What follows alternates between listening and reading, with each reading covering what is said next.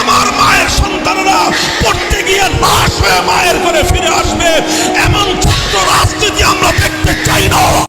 আমি দেশকে গড়ার স্বপ্ন দেখি তাই আজ রাজাকার, আমি বিজয় আনার স্বপ্ন দেখি তাই বলে রাজাকার।